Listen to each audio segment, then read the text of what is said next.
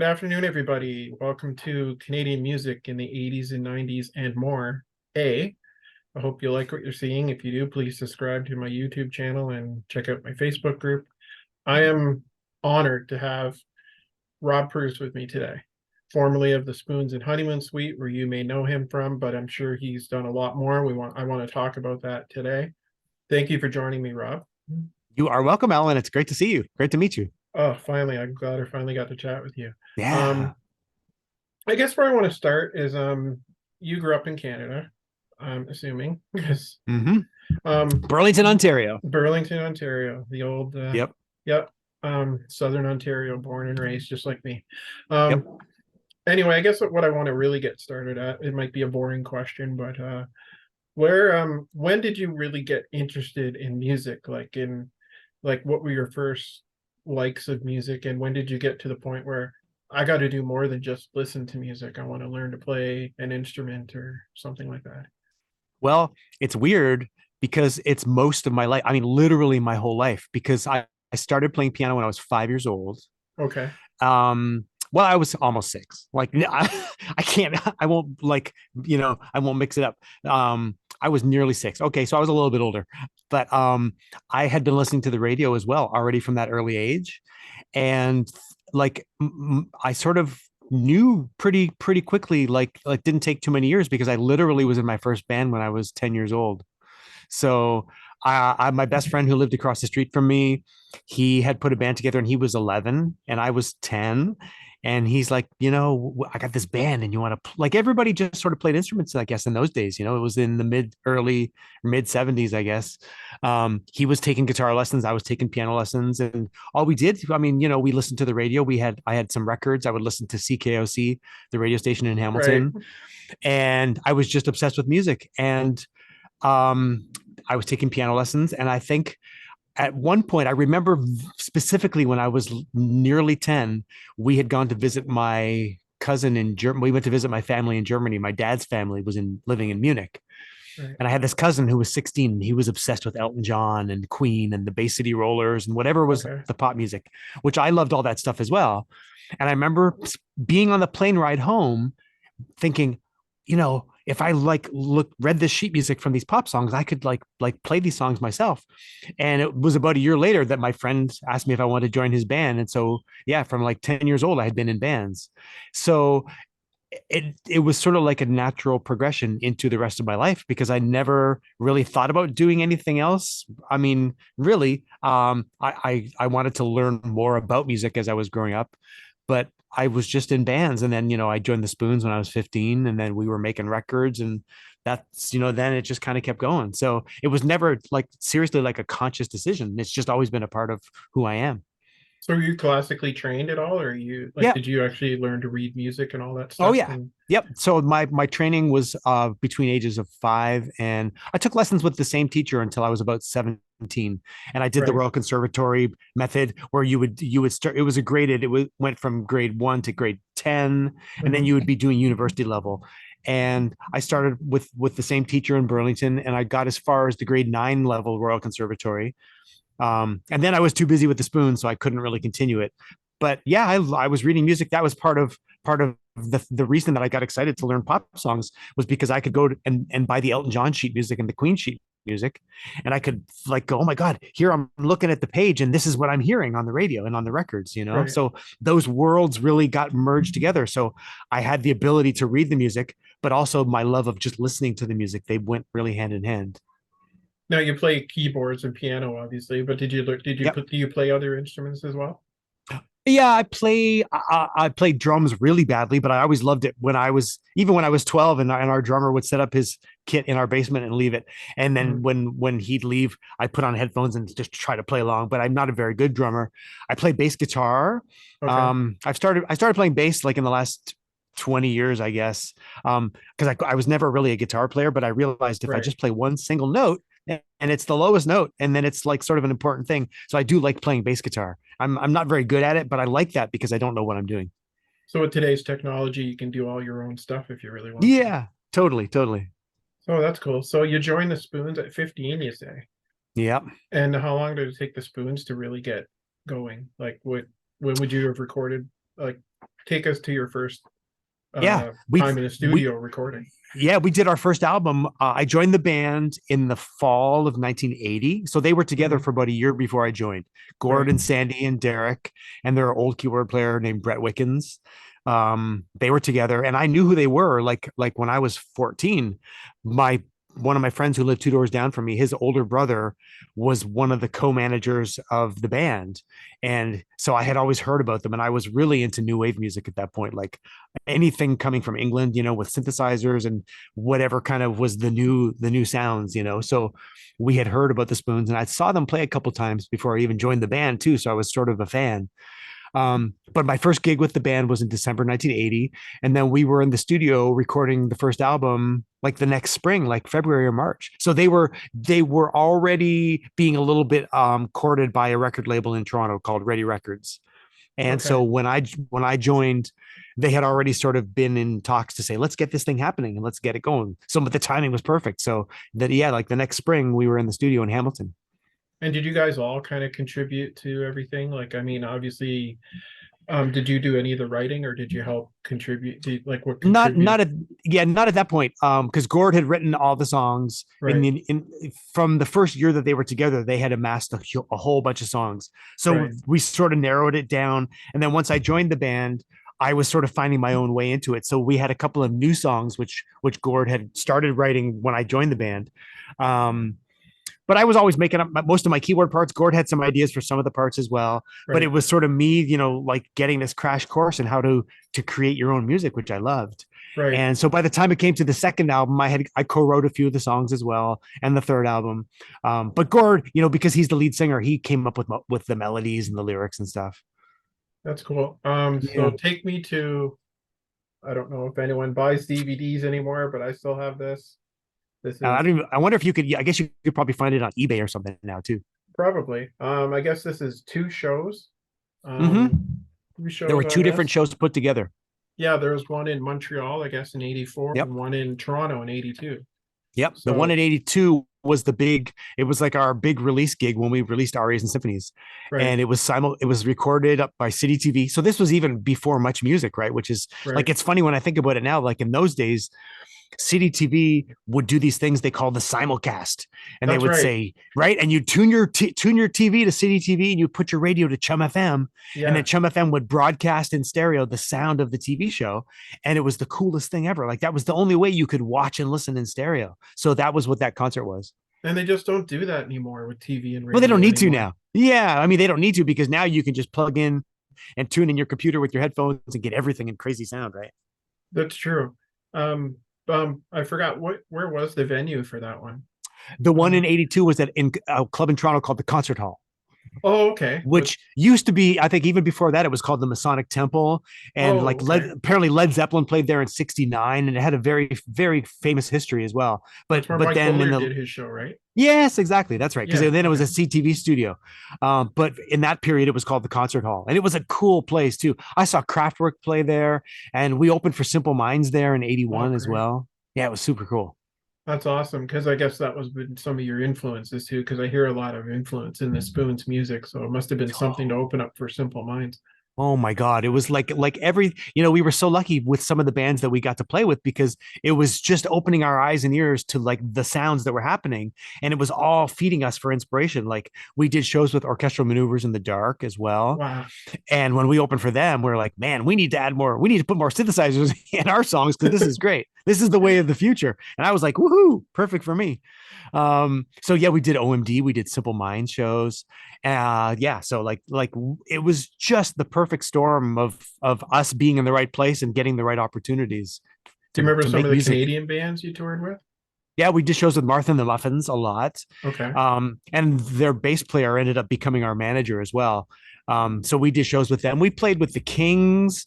We did shows with who else? There were definitely other bands, but we were always most excited when it was people from out of town, when British bands Right. would come in. Oh, for sure. I talk about this a lot when I talk to people. How integral was Much Music to giving you guys the exposure you needed? Because I found that they did a lot to help Canadian bands. For sure. I mean, people talk about the history of videos at that point in the 80s for everywhere in the world, right? Like, I mean, starting with MTV and then Much Music, and then the way it expanded around the world, it was just a new way for people to discover music, and the videos became such an important part of the whole package of selling your music and Right. promoting your music. I mean, it was pretty cool to think that you had one extra step where people had a visual element now as well that we all had to think about. But it's funny because, like, I think about when I was a kid and in the 70s, even now, I think about how much I loved a lot of the music from those first years of my life. And I have no idea who the people are or what they look like. And Yeah. it doesn't even matter one little bit. Sometimes I'll see a picture of somebody and go, "Oh my God, I can't believe that's the person who sang that song," because I had no idea. Now, like from our era, people think of our band or Honeymoon Suite or whoever, and you have like an image in your mind of who that person was as well, because there was always a video for the songs you loved as well. Um, and the other thing, I found Much Music played anything and everything. Yeah, Like if you had a video, they were playing it. It didn't matter how big or small for you were sure. getting played. And you guys were kind of, I would say, pioneers in Canadian bands making videos. Yeah, I think Nova Heart was one of the first music videos in Canada, because Yeah. that was before Much Music. Again, that was our record company in Los Angeles, A&M Records. They were the ones too that sort of said, "You guys, you got to make a video now," Yeah. because in the States, MTV had either just started or it was just about to start as well. But there were always music shows like Toronto. We had the New Music, and there was those Right. kind of video shows. So before they got to the 24-hour formats, there were places to see videos. And yeah, I think that our video was definitely one of the first that was made. My personal favorite, Romantic Traffic, because you did Yeah. you didn't hide the fact you were in Toronto. I love that. I I thought it was know. Oh yeah, awesome. and it gets on these lists of, like, when people talk about the top videos showing Toronto, and we're always on the list. I think because we were in the old subway systems, and I think because the subway cars have all changed over the years, Yeah. and people look at it now and think, "Oh my God, that was the TTC 40 years ago." You know? Yeah, it was. I remember seeing it for the first time, debuted on Toronto Rocks, Yeah, that's right. and Yep. it was just because I guess they were part of the City TV Much family, and Yep. they gave a lot of Canadian bands the exposure. For Um, sure. And we and loved it. Like, we would go on the shows all the time too. Like, Sandy and I, or Gordon and I, or Derek, we would show up, and it was fun to go on and sort of co-host the shows and do all that stuff too. and you guys had help from a lot of good radio stations, not just around Toronto, but I'm guessing across Canada too, that For helped play sure. all your music. And Yep. is there any that you can think of that really helped you break? Like I'm thinking maybe CFNY or Oh, well, CFNY was the first station. Absolutely. yeah, I mean, before we ever had any sort of pop success as far as being on charts and stuff, CFNY was the greatest champion of the band. When we released our first album, which came out in 81, we didn't have singles. Like, we didn't release anything as right. far as, like, I don't think sending to radio. That wasn't really like a thing that we thought of. We were really like a truly alternative kind of Yeah. independent band. So the album did go to the top of the college charts in Canada, which for us was like a Yeah. super cool thing, because we figured our fans were like our age, and they were the school kids were the ones who kind of knew what was happening, right? In that way, like many bands before they had mainstream success, you would find the college charts is where you would get broke Yeah, first. like an REM was a perfect example of Totally. that, Absolutely. and then they broke. And then, you guys got your start probably on CFNY, and then I started Yeah, hearing you on Chum FM and on absolutely. And so the first year of recording releases, CFNY was the place, and that was the first station that we ever did interviews for. Mhm. And I mean, that was sort of a focus for us, because as far as Southern Ontario, all we cared about was CFNY. Like, we did Chum FM and places like that. At that point, what the music that was getting played was nothing compared to, like, was Right. not the same style at all. Our music, there wasn't much room for it yet on the AM radio as well. So Right. Yeah, and I'm kind of looking forward. I guess there's a couple of documentaries coming out about Much Music and yeah, CFNY. I'm really looking that's forward to right. seeing those. I've heard Yeah, about me because too. I'm apparently going to be talking to Alan Cross on Monday. Oh, So amazing. That's so I'm cool. kind of Say hi to him for me. He's a great I, guy. yeah, I want to ask him about some of the bands that he broke. Oh, yeah. He Like he broke helped. so many for sure. Yeah, because CFNY definitely gave a lot of Canadian bands a good start. For sure. You as well, but Yep. um, so when did you guys ever do your first like cross Canada tour? Do you remember when it was? Yeah, the first one was in 82. It was after we released. So we did the first album. We had Mhm, our local success. We started doing more shows. And then the next year when we released Nova Heart, and that was the first song that really got charted across the country. And mhm, then that summer we recorded our second album, Arias and Symphonies. mhm. And at that was the point where we were like, okay, there's some momentum happening here. So let's keep going with this. Right. And we signed an American deal with A&M Records, who helped Okay. sort of get the whole thing going in that way. Mhm. But when we released the album that fall, that was when we planned our first Canadian tour across the country. So it was around the time that we did that concert hall. It was just after that concert that we went out across the country for the first time. I mean, really, we went to the West Coast. We still hadn't gone far east yet. Like we'd only been to Ottawa and Montreal, I think, at that point. Right. Um, but the first thing we did was we went across the country. We played in Edmonton, we played in Calgary, we played in Vancouver and Nanaimo, BC, Right. and so those were our first performances outside of Ontario. And was the traveling fun back then? Did you I travel by loved bus it. or van? Oh yeah, I mean we flew first, and I mean Yeah. I was only 16. I guess I had just turned 17. So I mean, it was ridiculous, like it was so exciting for us because just the feeling of getting to go somewhere else. And like we were playing in these pretty small clubs, and like I think in Calgary and in Edmonton we played these clubs where we were basically booked to play like 3 or 4 or 5 nights in a row, and it was sort of like a way for us to establish ourselves in a new community, right? Right. And it was fun. And then we played in Vancouver at this club called the Commodore, which was a pretty Okay. cool Vancouver club. And Images in Vogue opened for us as well. Oh, another great Canadian band. Yeah. Yeah, and they were amazing. Like they were like the local heroes at that point. They hadn't quite busted out to the East Coast yet, so we had heard of them. And when I heard that they were all electronic, I was really excited to meet them and see them as well. Were you in the did they have a lot? I don't remember because I was kind of young, but were there a lot of festivals you might have played back then? Like Oh no, not really at all. not like No, there is no, today. no, not like there is today. There was nothing like that. I mean, we played the Police Picnic in '82, which was, Yeah. the early days of those kind of festivals. They had done the Yeah. first one in '81 in Oakville. And Yeah. then we played the second Police Picnic, and there was still only like 5 bands on the bill. It was us, Spoons, Joan Jett, Flock of Seagulls, Talking Heads, The English Beat, and the Police. 6 bands. Wow. That's Super that just cool. yeah, no, those are great bands to be playing Yeah. with for sure. Like Yeah. that It must was have been really amazing. exciting for you to play It, a show it like that. and it was at C&E Stadium. I mean, ridiculous. Oh, that's big. That's big news for any band to Mm-hmm. play there. Oh my God, it was crazy. Yeah, it was so cool. Because I remember not seeing too many concerts at the Gardens, but I saw more Yep. concerts, I think, at Exhibition Stadium than I did Sure. anywhere. And Yeah. I remember you'd go and sneak in and watch the last part of a Blue Jay game, Yeah, and you'd see that's him right. tow that big stage out to the middle of in For front of sure. the And it's grandstand. and it's crazy how many people are on festival concerts now. Like when you see the listings, I don't know how Mhm. they do it. There's like 30 bands on a bill. Yeah, like they're having more out here in the Maritimes now, and I'm always Good.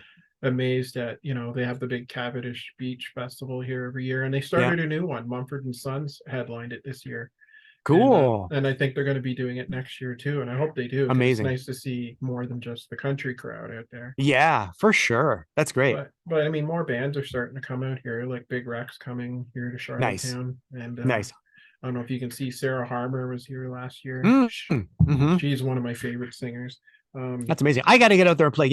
I've started doing these solo shows, and next week I'll be playing in Toronto at the Elma Combo. But my dream is really just to do this across the whole country, and like these first shows are just sort of setting it up, for the future.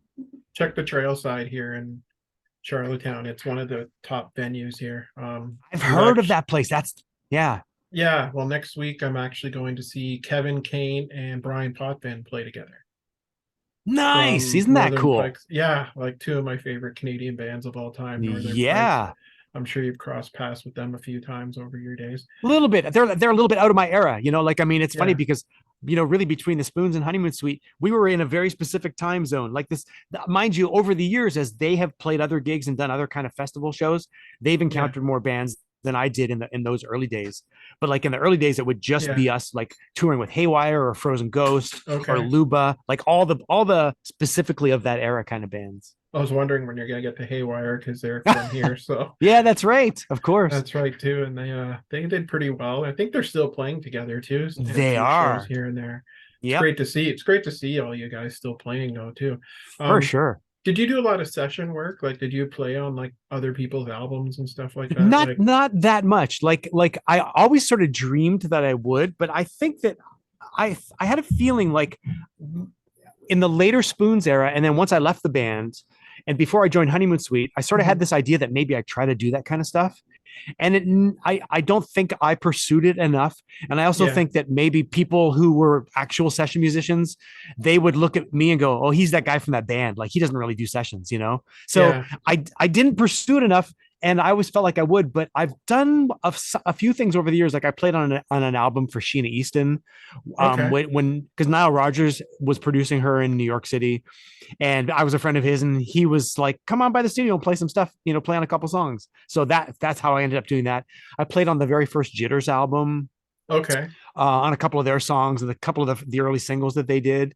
Um, I did some jingle kind of things as well, but nothing like major, you know. So that was sort of a thing that I didn't ever really get into a lot of, but I over the years I've done bits and pieces of other projects for people, especially actually more in the last 10 or 20 years as well, doing But doing remixes and stuff.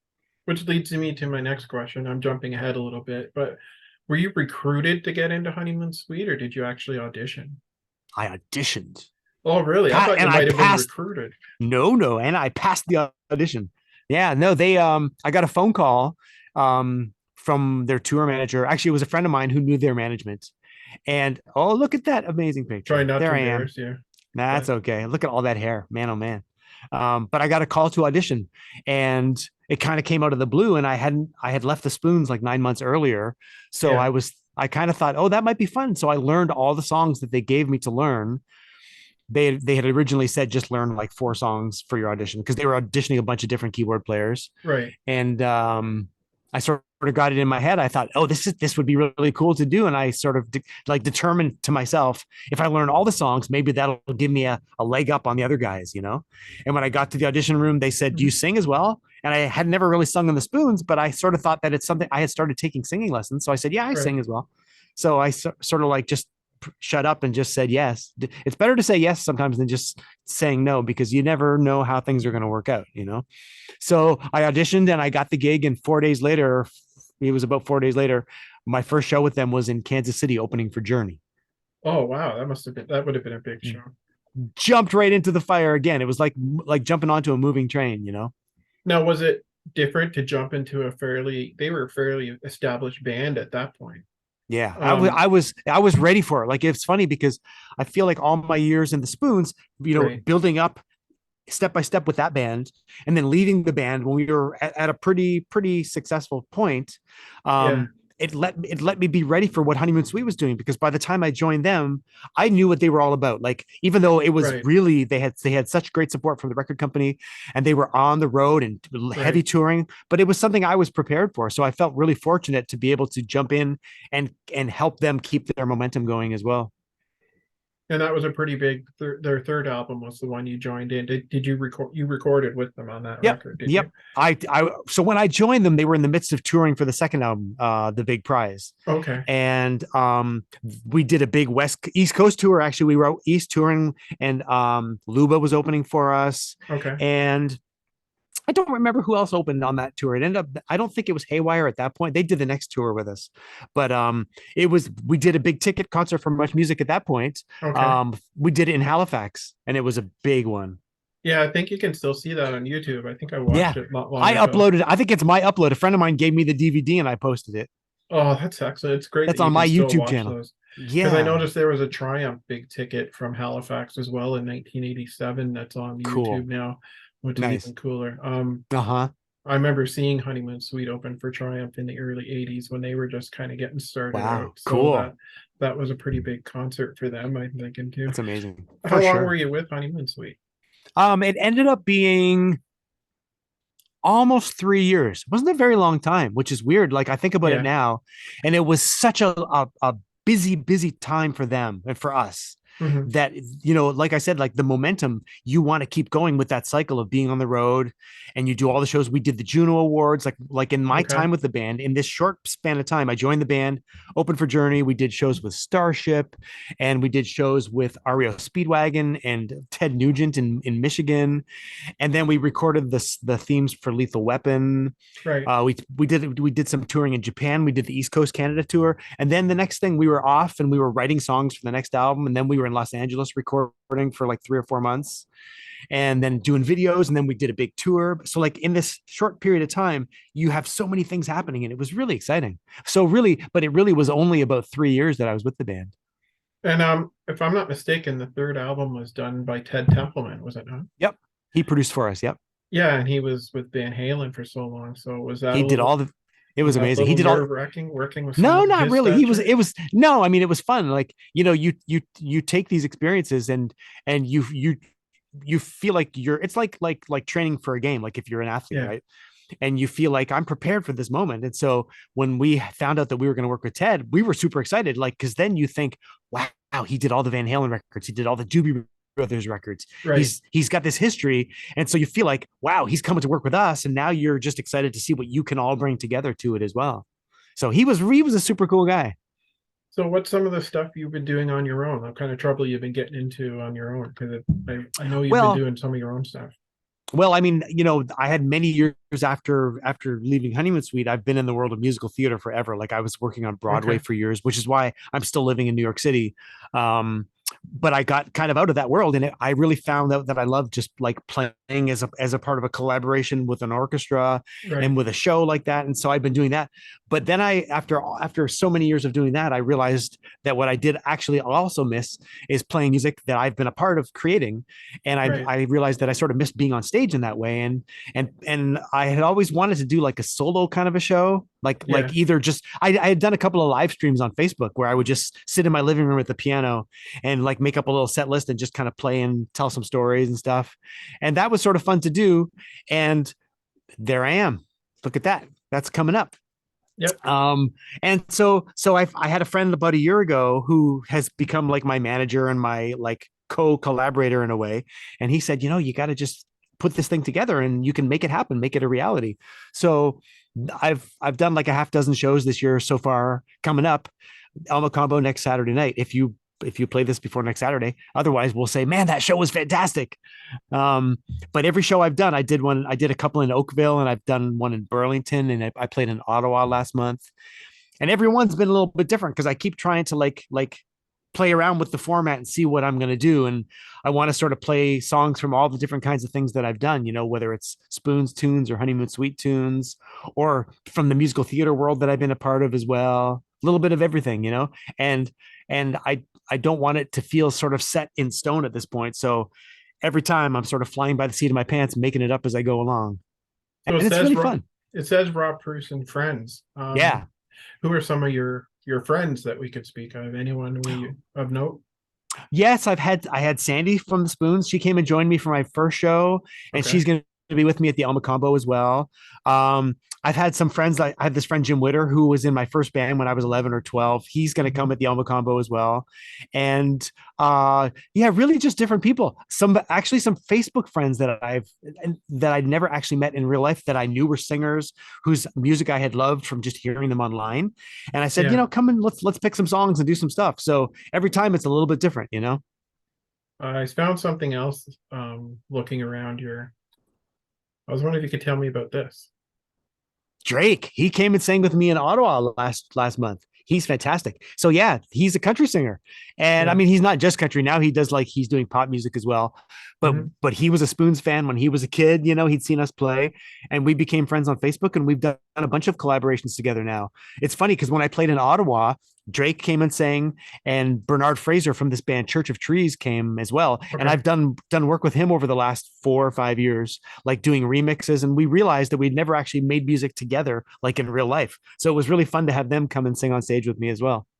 Oh, that's That was awesome. my Ottawa connection. But that's why I want to come like play in Charlottetown. Like every city, I feel like it's going to be a mission to try to find people that are local that I can get out to come and sing and play with me. You must be at a point where you have like friends in different parts of the country that you could play with.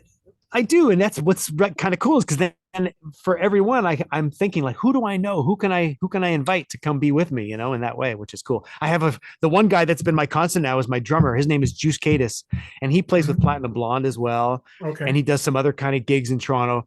But he's like my right hand now. He's so good. He's a fantastic singer as well, and we just speak the same language. And he was actually a Spoons fan when he has this great photograph Mhm. of he and I when he was 11 years old. He met us at a record signing when we were released Arias and Symphonies, and so he was a fan from when he was a little kid. But it's great to play music with him now too. So do you still do a lot of recording? Are you Mm, still recording a lot or? I've done a lot of collaborations, like I said, with Drake Okay. and with Church of Trees, Mhm. and there's a band from Hamilton called the Foreign Films that I've done a lot of recording with as well. Okay. And the leader of that band, I've done. He came and sang at my first Moonshine show as well, and I've just started to realize in the last few months that I think I need to do some recording of my own again because as much as I love doing these live shows, Yeah. I've realized that part of the magic in the early Spoons days and in the Honeymoon Suite days was that you made music and then you had the music to go play on stage as well. So Right. now that I'm sort of digging up my past with these shows, but I guess I'm sort of realizing that I miss making new music as well. So I think that's going to be the next step in this next progression in my life because I Right. feel like I don't really plan to like be like in a band again in that way. Like Right. the band, I think the fact that the Spoons are still playing and the Honeymoon Suite are still playing, it's fantastic for them. And any chance I get to make music with those guys, I would totally do it. But I don't think that's going to be the singular thing that I want to do, only Yeah. because I've done these other things over the years as well. But I guess I will hopefully at some point be releasing some new music, whether it's under my own name. Maybe I'll call it Rob Preuss and Friends, or it'll just be me with whoever else I'm collaborating with. And are you still doing a lot of writing? Yeah, I mean, writing for no reason, Yeah. because I haven't released anything. I'm always coming up with ideas, and I have lots and lots of like little bits and pieces of snippets of things Mhm. recorded. And I feel like, oh, I guess I should go back and look at these things and make them into something. I had done some recording about 20 years ago with an ex-wife of mine. Actually, we Okay. had recorded and written some songs, and we had demoed them Yeah. and never released them. And even I have sort of a backlog of music as well that I feel like, oh, I should probably release some of this stuff because it was really good, and I'm very proud of that music, and I just never ended up doing anything with it. But I Mhm. sort of feel like I'll maybe start a Bandcamp page and just put up some of that old stuff and sort of For it'll be sure. like my history. Like with the way the technology is going, and you sound like you said you play a few instruments. Yeah. Would you be able to do it on your own? Like you obviously probably have some of the technology to do some stuff on your own. Oh, for Um, sure. Yeah, yeah. I mean, a lot of the collaborations that I've done have just been me on my computer with plugging in a keyboard and just doing it because I mean, yeah. the technology is so good these days. It really comes down to your ear and using your instincts and your own judgment. Right. I mean, the fact is that anybody can make music and anybody can upload music, and it doesn't mean it's going to be good quality or whatever, right? That Right. really it still comes down to the ability that you have to listen and make it as good as you can. So I'm trusting myself when I collaborate with other people and I send them the tracks that I make, and then they put it together and they make it something else as well. So it's fun to be able to do it so quickly these days in that way. Yeah, and I know it's not an easy process because I did some work in media like a few years Yeah. ago. I worked at the local TV station in Mississauga, and Oh, went cool. we went and did a shoot and watched these guys record a song at Metalworks. Oh, And nice. and it really gave me a new perspective of the work that actually goes into recording music. Like I Yeah. respect the process so much now, which is why I don't I really got to gauge the whole downloading stuff for free I because know. you work so hard at what you do, and it is Yeah. work. It's work. I don't think a lot of It really people is. realize how much work it actually is. Yeah, And it's art. And I guess that like we sort of took it for granted for so many years that yeah. that the system that was working to support artists and to help fund the making of the music and be able to make a living doing that is just transformed. Like it's a whole different world now, and it doesn't, you can't go backwards. So you can't No. say, oh, it is not as good as it used to be in many ways, but there are also many much better qualities and many ways about it now. It's just a different world, and so you have to change with the times. I mean, that's just a fact of life, right? You can't Mhm. just complain about, oh, things were different in those days. Of course they were different, but that's the way life is. But that's kind of what I like doing. I like going back to the past and hearing some of the sounds that you guys were making Oh, and sure. realizing how different it was to do it back then and how the Oh, yeah, technology has changed through time, absolutely. and that it's done so different. Like, I mean, that's a good thing Yep, in a way. for sure. As And long as some it of the doesn't things that take the I feeling recognize, out of it. well, yes, exactly. But I think some of the things that I realized when I listen back to some of the Mhm. things that we did and the way that the technology has changed is the fact that we had to do things more quickly and you had to make more decisions right away. Right, Like now you can record on your computer and you can have 20,000 tracks. You can try a thing 5 times or 6 times and you can keep every version of it and then you can go right. back and decide. And that becomes more time consuming. Like look at the way the Beatles made their records, right? They had four Yeah, tracks and they had to commit every sound to the tape. And they would be like, okay, we're going to add this now, and you have to prepare it and you have to try it. And so there's a yeah, little bit of looseness involved, but there's also a little bit of foresight in right, terms of saying, well, we have this limitation. We have to make the best of it. for And sure. they certainly made the best of it with what they did. And I think anybody that comes from there, you have to always remember what they did with their limitations, and that it shows you Yeah. anything is possible, really. No, it's definitely, yeah, it's definitely something to think about. You know what I mean? Yeah. It's I Yep. just like seeing where it came from. It's fun to see Yeah, me where it too. came from and how it's gotten to where it is. And Yeah. I guess I like Boom 97.3 does these things where the artists come up and talk about how they Oh, made the some of their records and behind the stuff. song or whatever. Yeah, it's Yeah. fantastic. I love Yep. hearing that because it's fun to hear, like, because they didn't have some of the technology we have now back then to do it, and it's amazing how Oh they yeah. got those sounds. I'm You still know, obsessed with it. And especially like you're right. Like it comes back to like the music that we loved when we were younger. Like I'll yeah, still watch like a behind the music when I watch Queen recording one of their songs, right, or listen to anybody describing the process because it's when you're a creative person or when you like the creative process, right. it's always fascinating. Like I'm the same way. I love watching behind the scenes documentaries on making films, and I Right. listening to commentaries on how certain things are made. I find it completely engrossing, even though like I've always wanted to make films, but I don't have that art. I'm fascinated with the art of film editing. I don't know how the hell they do that. And to Yeah, me, that's like the most magical part of the process. But the guys who do it, they watch a movie and from a very technical perspective and right. they can appreciate it, and I think it's so cool. I know, like I watch movie working in TV the way I did, and I Yeah. seeing the way movies are made. I watch the Yep. credits. I don't know why. Me I never too. I Of never would have course. before, but I watched the credits to Yeah. see how Yeah. many people actually worked on this thing and realized And all how the work that fascinating goes and then how into it. fascinating once you get tuned into that world. What I also love is watching old movies and then you get to recognize the names. Like if I see a certain cinematographer or a Right. certain editor or even like the orchestrator, I'll think, oh, this is going to be great. Like I know, regardless of how the film is, in some ways that the creative people are putting their best efforts into making it as good as it can be, which is That's cool. and that's why I kind of like the way vinyls come back again because I do miss reading the liner notes and seeing Oh yeah, who played on some of these songs and who played on some of these records and who produced it. for sure. Like God rest his soul, Robbie Robertson. I looked at my Yeah. record and was reading about some of the people that played on his album, and I'm Oh just like, yeah. wow, this is an A list of Yep. musicians. Daniel Of Lanois, you course. too helped Yeah. out on this record. Like Yep. it's amazing to That's see right. the people that helped out, and you see some of the same names. And Yeah. um, Well, Daniel Lanois was the engineer for our very first Spoons album. oh really? Oh, that's Because awesome. we recorded at his studio in Hamilton, and he was the house engineer. So it's Right? it's funny that as the years have gone on, it's become more legendary to say, "Well, the Yeah, Spoons worked with Dan Lanois," and he was fantastic. But he wasn't actually the producer of the album; he was the engineer. But it was yeah. his studio, so he knew how to work it so well, and he definitely brought a lot of creative ideas to it. And so it's really cool now to think of him and the way people know who he is and think, "Yeah, we worked with him." It's super cool. It's the same thing with me with Bob Rock. Like he started Yeah. with the payolas, Yes, that's right. I and know. look It's how far so he's great. come along. He's one of the Yeah, biggest producers in music, for sure. Yep. Yep. um one question I do want to ask, I don't know if you know anything about this, but I mean, Honeymoon Suite and the Spoons are still doing their thing, which is great. Yep. It's great to see. Do you know if there's anything in the vault with both those bands that might be interesting? I bet there's not. And I wish there was. Yeah, Gord and Sandy released a CD Well, it must have been maybe about 10 years ago now. And it was a bunch of like unreleased demos and things that we had worked on. Yeah, And it was really cool to hear all those songs. Like we always had demos of things in the olden days. yeah, Um, and they did release that album.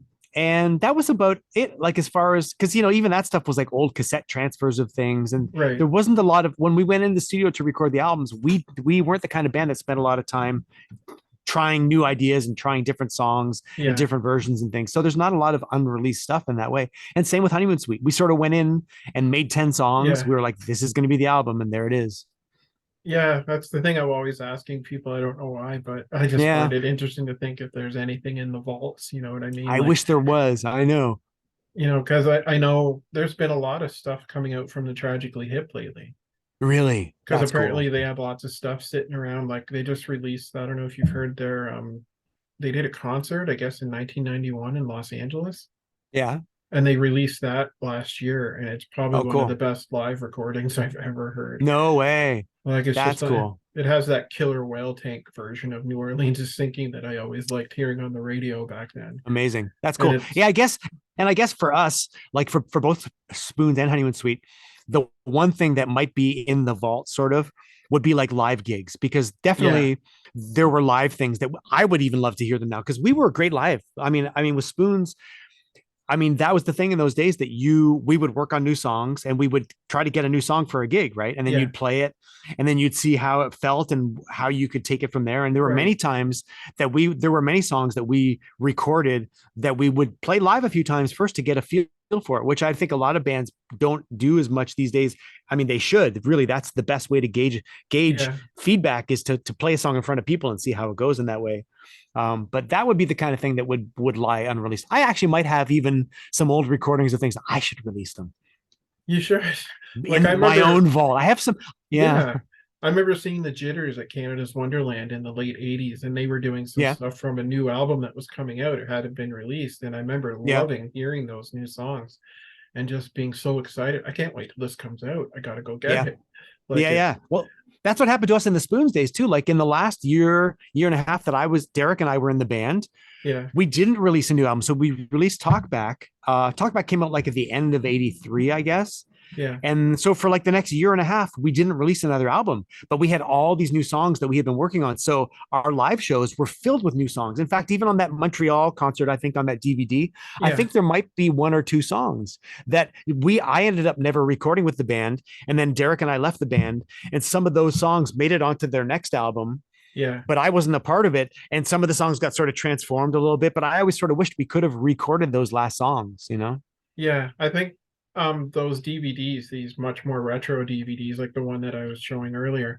Yeah. I remember they had like a Glass Tiger one. Yeah. I have a Gowan one and I have a Pursuit of Happiness one. And Nice. What a great collection. what I would like to see is there's a Facebook group about the Ontario Place Forum.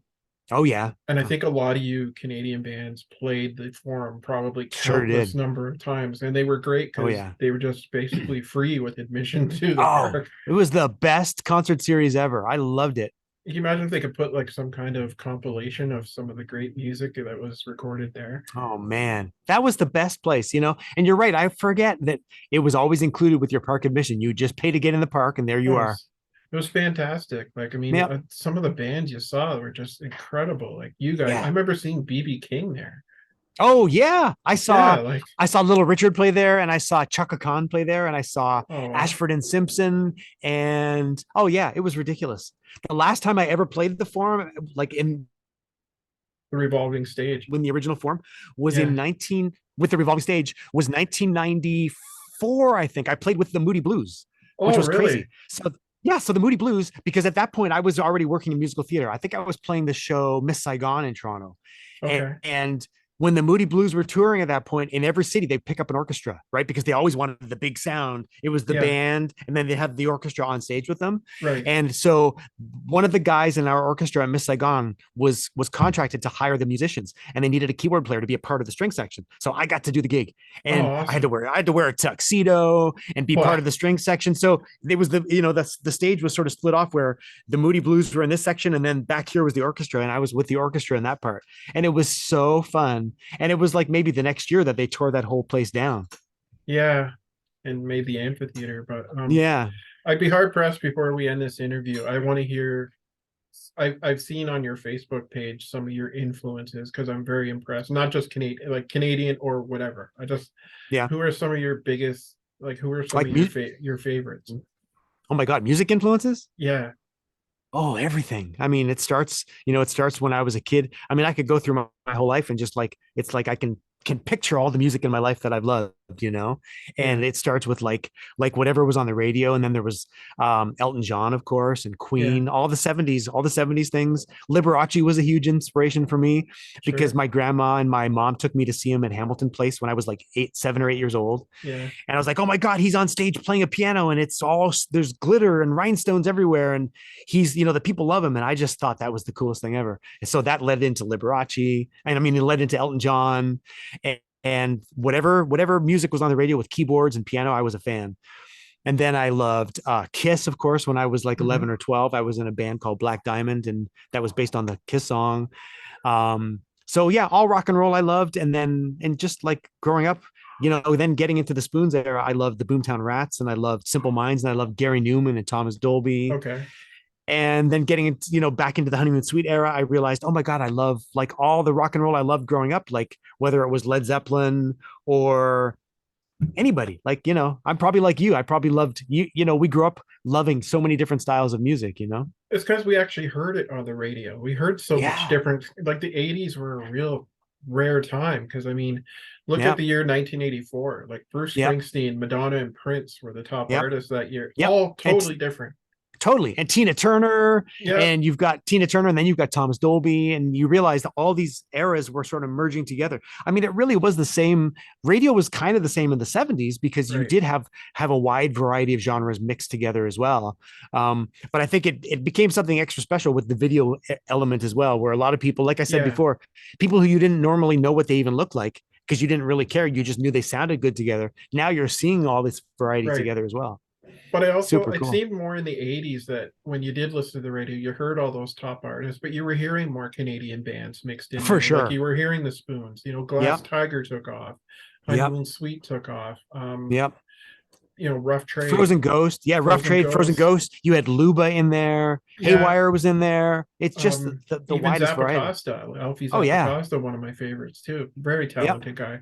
For Um, sure. but it was great here. I was really fascinated to hear all those Canadian bands mixed in on the radio too. It was great to Yeah. turn it on and you'd hear Huey Lewis and then Nova Heart would come on after Yeah, that. totally, It totally. was Oh my God, great. we Like, were we were so fortunate. I mean, people talk about Canadian content and the fact that there was a regulation to play Canadian music, but thank God there was because who cares? Like yeah, if you have to be told to support Canadian music, then you got to be told to support it because you should because we were making great music as well. And I think that it really was a fortunate thing for us to have that where people recognize, well, yeah, okay, there's a government content regulation, right. but hey, we're actually all making just as good music as people around the rest of the world too. So hey, I really let's hear credit it. I really credit Much Music a lot because I really think they made stars of a lot of guys that never would get off the ground today. Like For sure. like Jeff Healey and Colin James in '88 when they both Yep. debuted. Tom Yep. Cochrane never would have got the attention he deserved without a Much Music or something like that, and I really appreciate what Much Music did by exposing For Canadian sure. bands I that mean, might really not much have music gotten in a that. well, yeah, and in a way, much music ended up being almost an extension of radio because Yeah, the way we all tuned into much music is the way we used to tune in just to the radio station. And now you had all these places to choose from, right? Which is so yeah. great. No, I really liked the way they played. Like I said, they played everything and anything. Like, I mean, I think Yeah, they're playing that "I'm an Adult Now" by Pursuit of Happiness before they even had a record out. for sure. That's right. Yep. Like I Because mean, it was like an indie video, right?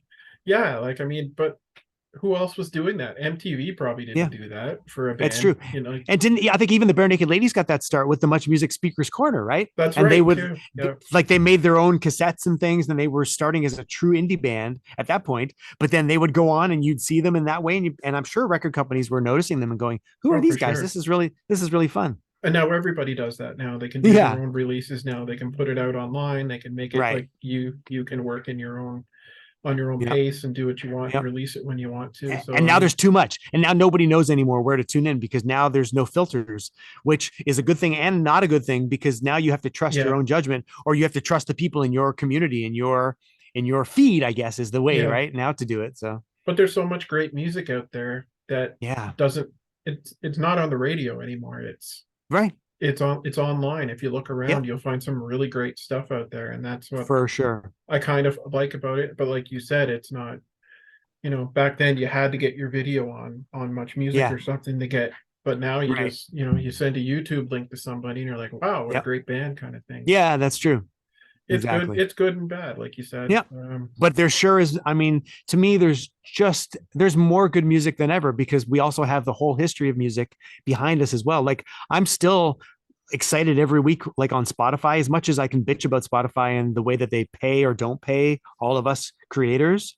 Yeah, There's something to be said for the ability to tune into the whole history of music and find things you never yeah. thought you'd hear before. And I love that. Like every week, every day of my life, I discover new things that I'm excited to listen to, and I'm grateful for that. That's kind of what I like about living here in Prince Edward Island now. There's a whole music scene here just on the island. Wow, that's But when you amazing. look around, it's just, if you explore it, it's just amazing. There's some really good Yeah, talent here. I guess it's cool. like that everywhere across the country Yeah, too, because I remember in the 80s, Vancouver had that big scene, and yeah, for sure. and then, they're obviously Toronto's always had a good music scene. Yep, You could go down Queen Street in the 80s and see some amazing talent down there in any that's club, right. starting from the Horseshoe to the El Macombo to, For sure. yeah, there's lots of spots just to go see anybody. Yeah, I think every place has it, and that's the beauty of the world that we live in now is that you can dip into all these places and find things you never would have discovered otherwise. Yeah, it's awesome. And Yeah, I'm really grateful that I'm able to try doing what I'm doing too. So, because I never would have been able to do this back in the 80s. I would have yeah, been and for told, you, like, of course, and for you to be able to share the things that you're passionate about, or for you to make discoveries to share to your viewers and your listeners and whoever yeah, is going to tune into you, like we live in a beautiful world. Like I feel like how could there's no excuse ever to be bored. We should no, be inspired every day. I feel like this is true of everybody in the world. Like, we've got so many opportunities in front of us, like in our face every day now. Like people should wake up excited every day. Like there's no excuse, yeah, like, of course we can all wake up and have a slow day, but I feel like the biggest nerd every day in my life because I'm like, there's too many movies I want to watch. There's too much music I want to listen yeah, to. There's too many books I want to read. for And then I sure. also want to just sit and then I just want to sit and do nothing. Like the other beautiful part of it is to say, I'm going to just tune away from all of it and just like look at the sky and look at the trees and think, oh, this is renewing every day as well. So we Well, have no excuse not to enjoy our life. that's why you got to get back out here to the Maritimes, I know I'm gonna come out. I could spend a week out there and find a whole bunch of people to come and play with, and probably like go to a whole bunch of different small places. It would be the best thing ever. and you'd have a great time. I totally know it. I'm gonna be there, and I'll see you out there. Rob, I can't thank you enough for giving me the time to do this. It's an honor to speak with someone who's done what you've done over the years, and because like I was just a kid when you guys Yeah, were doing what you did, and I loved everything about it, and it's just it's amazing to be amazing. able to speak with you right now. Well, I mean, thanks for reaching out because I mean, I'm happy to do this kind of stuff, and I love talking. Like, I mean, this is one of the great advantages of social media as well is how we can Right, all connect together. And a lot of people, don't want to do it, but I feel like I've got no reason not to because I love talking about this stuff with you as well. And it's like any chance we get to share for sure. memories and share thoughts about all this stuff, we should do it. Oh, it's great to be able to talk about this with someone of your Yeah. stature. Just Well, we'll do it again sometime. yeah. I'm anytime you want to plug something or talk about Yeah. something you're working on, you just send me a message, and I'd be glad to come out and do this again. And if you're such a big fan of Back to the Future, you need to come to New York City. There's the new musical just opened up on I Broadway too. know it looks so awesome. It's so good. I saw it last week and it's amazing. Yeah. Oh, If you're that much of a fan, you need to come to New York and find a way to get here and you will love it. Like it's just such a fun thing. It's just really oh, it's crazy. something I've always wanted. Going to New York is something I've always wanted to do anyway, and to see Yeah. something like that would just be Yeah. absolutely incredible. That's But great. Well, I hope you can make it out here sometime and I hope the show runs long enough that you can get out and see it as well. absolutely. Thank you so much, Rob. I You're appreciate this welcome. very much. You are welcome. Take care of yourself. Have a good day. Thanks. Yeah, you too. All Thanks, right. Alan. Bye.